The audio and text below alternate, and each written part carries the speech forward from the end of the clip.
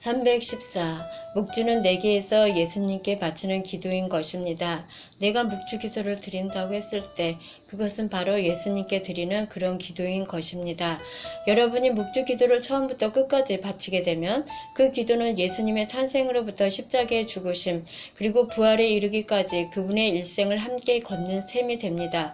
따라서 묵주 기도를 바칠 때에 습관적으로 입술로만 외우는 대신에 정말로 기도하는 마음으로, 다시 말해서 그분이 누구이신가를 깊이 생각하며 그분이 하는 일을 하나하나 되새기며 묵주 기도문을 바칠 때 우리는 점차 그분과 친해지고 있다는 것을 느끼게 됩니다. 어쩌면 묵주 기도를 시작할 때에는 예수님에 대한 특별한 감정 없이 기도를 시작할 수도 있겠습니다. 그렇지만 기도문 한 구절 한 구절을 묵상하며 기도를 바치고 나면 묵주 기도가 끝날 때쯤은 어느새 우리는 예수님과 나란히 마주보고 앉아있는 자신을 발견하게 될 것입니다. 여기까지 말을 마친 나는 테리가 앉아있는 쪽을 힐끗 쳐다보았다. 그녀는 천장만 바라보고 있었다. 기도에 대해 내가 메주구리에서 얻은 교훈 중에서 나는 묵주 기도를 가장 아끼고 사랑합니다. 내가 결론적으로 말을 맺었다. 그리고 저 뒤에 앉아있는 젊은 부인이 묵주를 100개쯤 갖고 있는데 묵주를 원하시는 분이 있으시면 기쁜 마음으로 드릴 것이라고 했다. 말을 마치자 우레와 같은 박수가 터져 나왔다. 그리고 회의실에 다가를 준비해 놓았다고 광고가 나가는 동안 벌써 뒤쪽이 시끌거리기 시작했다. 묵주를 원하는 사람들이 벌써 유제니를 둘러싼 것이었다. 후에 그녀가 내게 전한 바에 의하면 묵주는 2분 만에 다 동의하고 말았다고 한다. 다가 회의에 참석하는 대신 나는 살짝 밖으로 빠져나왔다.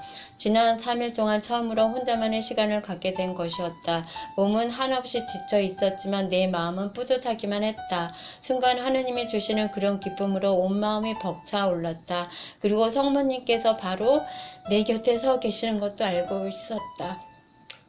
내가 묵주 이야기를 한 것이 아마도 성모님을 흡족해 해드린 것 같았다. 그리고 나는 마음속에 다짐을 했다. 성령께서 이끄시는 한 묵주 이야기를 결코 부끄러워하지 않겠다고. 뉴올리안스로의 여행 이후로 마치 수문을 열어 놓은 듯이 강연의 초청이 쇄도했다. 인디애나폴리스, 피츠버그, 필라델피아 등등등. 나는 미국 전역을 여행하기 시작했고 나 자신이 그러한 강연을 위한 여행을 즐겼다. 물론 몸은 말할 수 없이 피곤했지만 가는 곳마다 그분이 택하신 백성들 사이에서 일하시는 하느님의 손길을 만날 수 있어서 여간 행복한 일이 아니었다. 내가 자주 집을 떠나 있게 되어 테리는 아무 불평 없이 잘 지내주었다. 떠나 있게 되어도 그러던 어느 날 빡빡한 스케줄 때문에 내가 불평을 하자 그녀가 조심스레 자신의 생각을 꺼내놓았다. 여보, 격주로 여행 계획을 짜든지 아니면 그런 비슷한 시도를 해보시면 어떠세요? 나는 그녀가 얼마나 힘들게 이 말을 꺼내는지 알 수 있었다. 그것은 단지 남편이나 아빠가 집에 없기 때문만은 아니었다. 그것은 인쇄소 운영도 그녀 혼자 감당해야 하고 뿐만 아니라 모든 문제나 골칫거리를 그녀 혼자 떠맡아야 한다는 것을 의미했다. 그래서 나는 그냥 그녀를 바라보면서 머리를 좌우로 저었다. 1987년 부활절이 되었다. 소책자를 100만 부 발행하고 싶다던 나의 소망은 이미 초가 달성되었다. 계획된 100만 부에다 또 다른 100만 부를 발행하게 된 것이었다. 그러고도 소책자 주문은 계속해서 늘어만 가는 추세였다.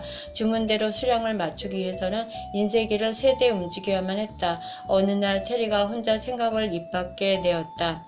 여보, 아무래도 이 소책자가 바로 성모님께서 당신도로 쓰라고 하신 그 책인가 봐요.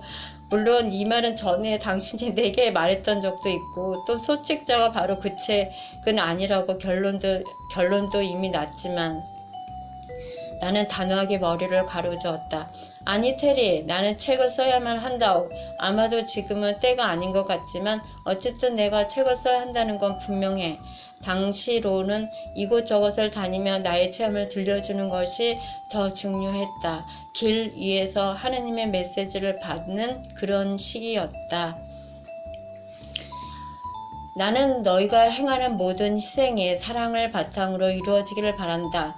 아무런 가망이 없다고 생각하는 사람들에게 믿음으로 다시 시작하라고 전하고 싶다. 25장 메리 마가렛 1987년 봄 초청 강연 중에서 기억에 남는 곳이 두 군데 있었다. 그 첫 번째가 테네시의 내시빌이었다. 그곳의 아키나스 주니어 대학의 도미니카해 수녀들이 나를 초청한 것이었다. 뉴올리안스 여행 시에 이미 나는 비행기표와 머물 곳만 있으면 어디라도 가서 메주구리에 메시지를 전하겠다고 내 입장을 분명히 말했었다. 강연의 날짜 가까이 아키나스 쪽과 연락을 취하였더니 이미 대학 강당도 예약이 다 끝났고 강연의 광고도 다 나간 상태라고 했다. 그런데 말입니다.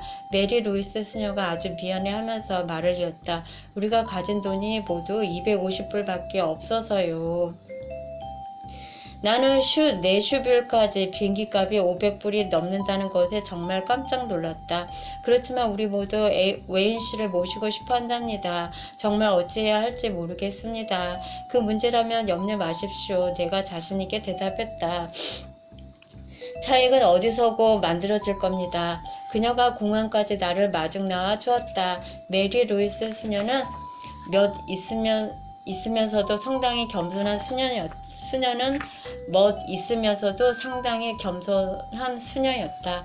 그날 저녁 나는 도미니카의 수녀의 앞에서 감히 나의 체험담을 들려드리는 모임을 가졌다.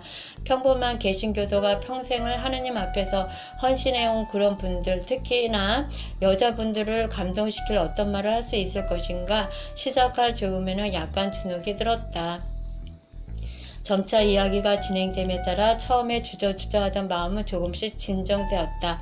그리고 메주고리의 메시지가 우리에게 전해주는 아름다움과 그곳의 이야기들을 전하기 시작했다. 이번에도 역시 성령께서 함께 하심을 생생하게 느꼈다. 하느님께서 특별히 택하신 하느님의 따님들과 함께 나눈 시간은 나에게도 유익한 시간이 되었으며 후에 깨달은 것이지만 수녀분들도 내가 만난 다른 사람들과 같았다. 그분들에게도 여전히 두려움, 의심 따위들이 남아있었고 하나님께서 우리를 얼마만큼 사랑하고 계시는가를 사람들에게 보여주기를 위해 메주고리에 허락하신 기적에 관해 몹시 알고 싶어 했다. 다음 날에는 대학에서 오후 시간과 저녁 시간에 걸쳐 두 번의 강연이 있었다. 오후 시간 모임에도 여전히 사람들은 입추에 여지없이 참석했다. 내가 말을 마치자 부인 하나가 군중을 헤집고 나와 내 팔을 잡았다. 웨인 씨, 당신은 절 모르실 겁니다. 얼마 전 이곳 사람들과 함께 메주고리를 다녀왔죠. 아, 그거 잘하셨습니다. 당신이 그곳을 다녀왔다니 정말 기쁘군요. 그리고 죄송합니다. 그녀가 서둘러 내 말을 중지시켰다. 제가 이중으로 주차를 하고 와서요. 당신은 오늘 저녁 식사에 모시고 싶다는 사람들이 있거든요. 그들이 나를 대표로 이곳에 보냈답니다. 거절하시면 안 돼요. 제가 정각 5시에 모시러 오겠어요. 그리고 저녁 모임 전에 꼭 시간 맞춰 이곳에 다시 모셔다 드릴 것도 약속드리겠습니다. 괜찮으시겠어요, 수녀님? 그녀가 내 곁에 서 있던 메리 루이스 수녀에게 물었다. 수녀 역시 나와 마찬가지로 어안이 벙벙한 채로 서 있었다. 글쎄요. 수녀가 나를 보며 어깨를 들썩해 보이더니 미소 지었다. 웨인 씨에게 달렸죠. 별 지장은 없을 것 같습니다. 내가 조그만 소리로 대답했다. 나의 내부에서는 이 예기치 못한 초대에 응하라고 했지만 실상 나는 이곳 캠퍼스를 떠나고 싶은 마음이 없었기 때문이었다. 이렇게 많은 사람들이 필요로 하는 일에 나는 익숙치 않았다. 그렇지만 적어도 지금부터 2시간 정도는 혼자 조용히 지낼 수 있었다. 감사합니다. 그녀가 큰 소리로 외쳤다. 5시 정각에 강당 앞에서 기다리겠습니다. 몰리 개비건이라고 자신을 소개한 그녀는 5시 정각에 약속 장소에 나타났다. 그녀의 집으로 차를 몰고 가며 그녀는 얼마 전에 다녀온 메주고리의 순례 여행에 대해 간단히 말해주었다. 내시빌에서 70명이 같이 갔다고 했다. 우리들 대부분은 마제티 부부 때문에 그곳에 갔었다고 해도 과언은 아니랍니다. 진우와 진니 부부에게는 담낭 섬유증이라는 병에 걸린 2살 난 딸이 있었는데 메리 마가렛이라고 불리우지요.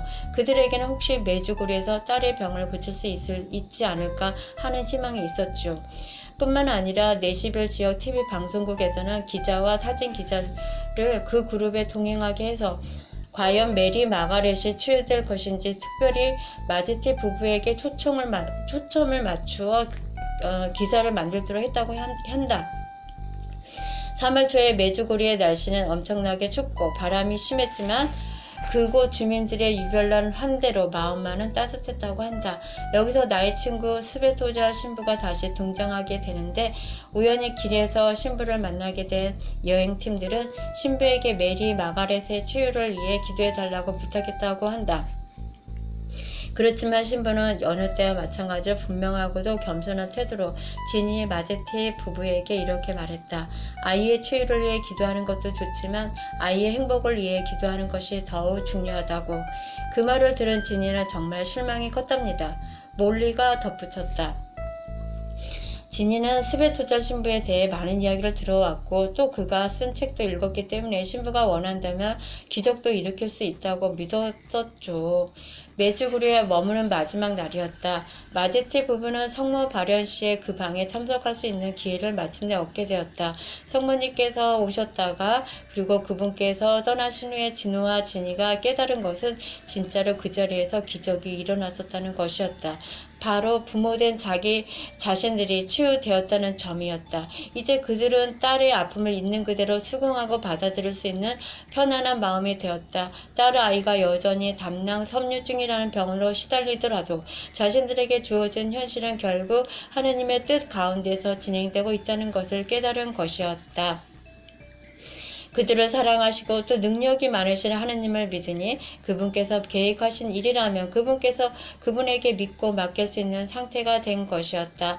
물론 세속적으로 어떠한 대가를 치르더라도 그대로 따르겠다는 결심과 함께. 아름다운 이야기로군요. 몰리, 나 역시 감동되어 나지막히 대답했다. 이번에도 메주고리의 기적은 자신에게 주어진 삶을 있는 그대로 받아들일 수 있는 것에 그 초점을 맞추고 있었다. 나의 바람도 마찬가지였다. 사람들은 메주고리에서 일어난 신비한 일들, 묵주의 체인이 금빛으로 변했다거나 해가 빙글빙글 돌았다거나 크리자바 산의 십자가가 사라졌다가 다시 모습을 드러냈다거나 하는 일들에 주로 관심을 갖는 경향이 있었다. 그렇지만 불평과 고통의 연속이라고만 생각했던 자신의 삶을 메주고리를 통해 하느님을 만난 이후로는 평화로운 마음으로 긍정적으로 받아들이게 된다. 그것이야말로 그곳에서 일어나고 있는 일들 중에서 가장 주목받아야 하는 점이었다. 우리 개인을 향한 하느님의 한량 없으신 사랑을 시각적으로 또 감각적으로 느끼고 볼 수 있는 곳이 바로 메주고리인 것이다. 마침내 몰리의 집에 다다랐다. 지니는 메리 마가렛을 팔에 안고 그곳에서 나를 기다리고 있었다. 잠시 나와 함께 이야기를 나누던 그녀가 마침내 자신의 감정을 억누르지 못하고 울음을 터뜨리고 말았다. 저 둘이서만 잠시 말씀을 나눌 수 있을까요? 그녀가 여전히 울먹이며 내게 물었다. 우리는 둘이만 옆방으로 건너갔다. 팔에 안긴 메리 마가렛은 어머니 고통 어린 모습과는 대조적으로 행복한 얼굴로 엄마 무릎에 가만히 앉아 있었다. 제 말씀 좀 들어보셔요. 우리 아기의 상태를 있는 그대로 받아들일 수 있는 은총을 하느님께서 우리에게 베푸셨다는 것을 알고 있어요. 실제로도 그분의 은총이 감사하고 있답니다. 그렇다고 해서 이 아이의 병을 고쳐주십사고 계속해서 기도를 하는 것은 틀린 일일까요? 그녀는 잠시 아이를 내려다보았다. 그리고 조용히 덧붙였다. 그런 기도를 드린다면 메주고리에서 우리에게 베푸신 은총에 아직도 제대로 감사할 줄 모르는 걸까요? 도대체 이 여인에게 내가 무슨 말을 해줄 수 있겠는가? 더구나 아이 때문에 수없이 가슴 아파했던 어머니가 아닌가? 그 고통을 누가 알겠는가? 지니, 메리 마가렛을 고쳐달라고 계속해서 기도드리는 것은 나쁘지 않아요. 그렇지만 한 가지 명심해야만 할 것이 있습니다. 하느님의 뜻을 그대로 받아들이는 것이죠. 당신의 딸을 사랑하고 또 딸의 모습이 어떻든지 간에 다 하느님께 감사하는 것 말입니다. 나는 입에서 술술 말이 새어나오는 것에 놀라지 않을 수 없었다. 또 한편으로는 나 자신 그런 고통을 겪어보지 못했으니까 그렇게 쉽게 말할 수 있을 거라는 생각도 들었다. 그렇지만 한 가지 분명한 것은 있었다. 하느님께 완전히 승복하려는 것이었다. 그래야만 내 인생에 어떤 일이 닥쳐오더라도 그대로 순응할 수 있기 때문이다. 진이에게 이런 말을 해주고 있으면서도 그 아이가 꼭 낳을 것이라는 이상한 느낌이 들었다. 어느새 나는 진이에게 이렇게 말하고 있는 나 자신을 발견했다. 메리 마가렛은 꼭 낳을 겁니다. 나는 코트 주머니에서 묵주를 꺼내어 들었다. 이 특별한 묵주는 이제 내 몸의 일부가 되어 있었다. 이것은 머틀 비치에서 그리 멀지 않은 곳에 살고 있는 아주 멋진 부인이 날 위하여 특별히 만들어준 것으로, 묵주의 구슬로는 가장 이상적인 야곱의 눈물이라는 씨앗으로 만든 것이었다.